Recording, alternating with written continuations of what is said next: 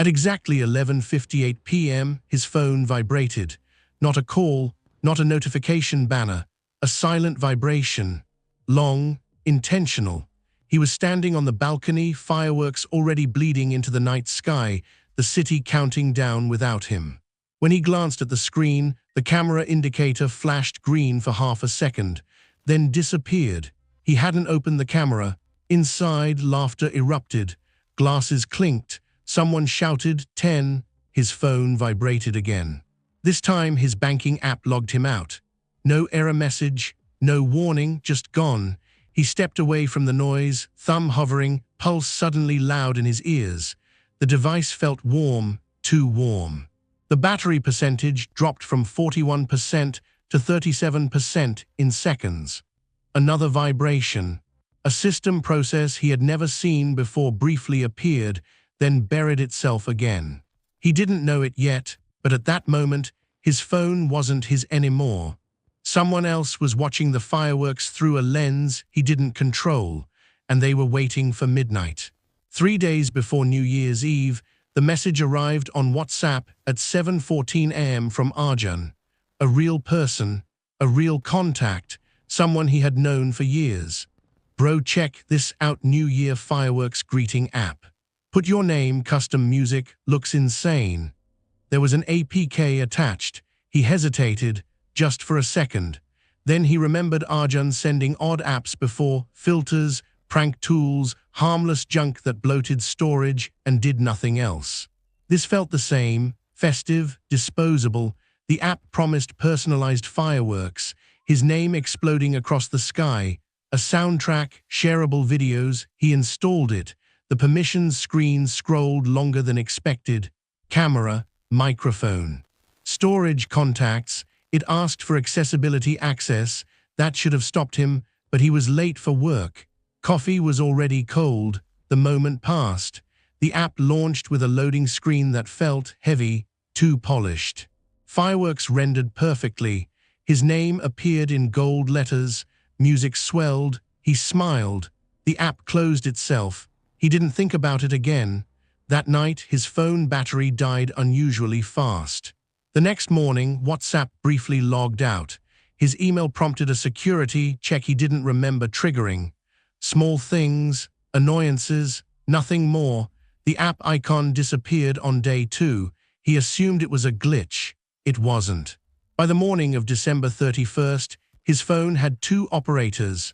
One human, one silent. The spyware didn't flood the system. It behaved like a patient animal, watching patterns, learning habits. It mirrored his typing rhythm. Mapped his sleep cycle. Indexed every photo, faces, reflections, documents in the background. It listened when he unlocked the phone near others. Recorded voice samples when he answered calls. By afternoon, it understood him better than most people did. At 6:22 p.m., a one-time password arrived from his bank. The phone never buzzed.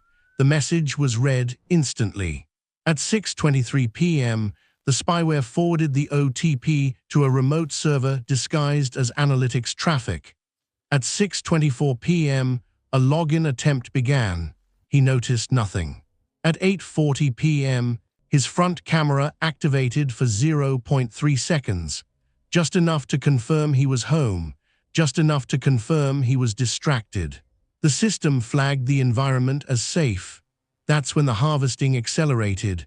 Contacts exported. Gallery compressed. Session tokens copied. By the time the first real firework exploded outside, his digital life had already been packaged, encrypted, and sold. When his banking app logged out at 11:58 p.m., the system had already moved money. Not emptied. That would raise alarms, test transfers, small, surgical. He tried logging back in. Invalid credentials. Password reset required.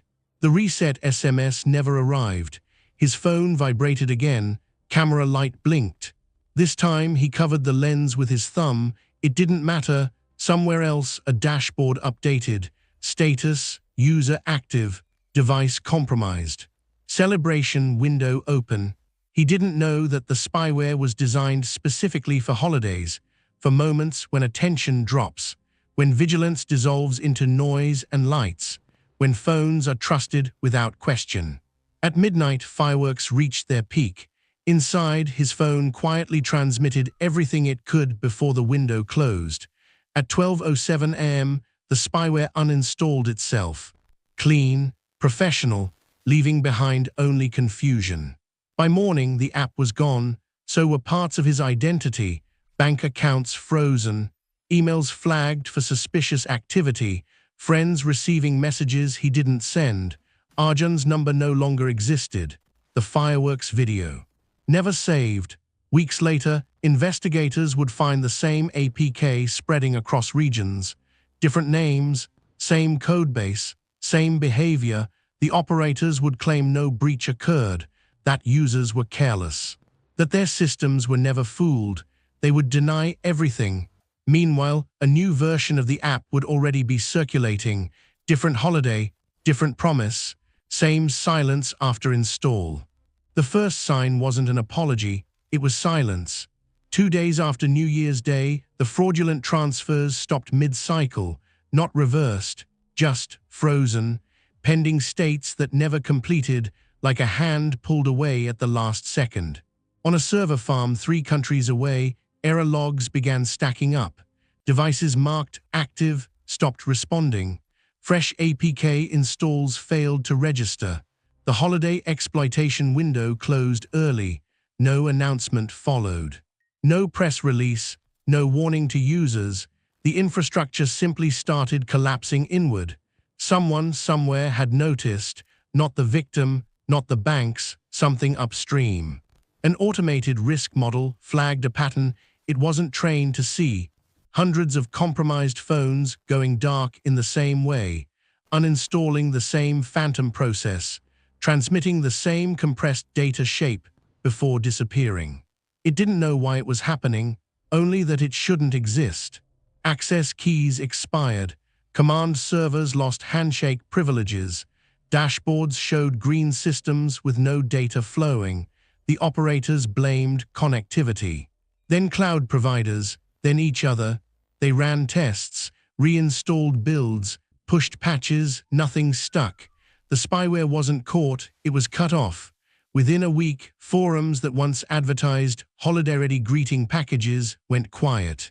Sellers vanished, listings deleted themselves, no one claimed responsibility, no one admitted failure, and no one warned the next victims. Back at home, the man reset his phone, changed his numbers, rebuilt what he could. Some things never came back. Photos, trust, the feeling of being alone with his device. He would never know exactly when control returned. Only that one night, long after the fireworks faded, the watching finally stopped.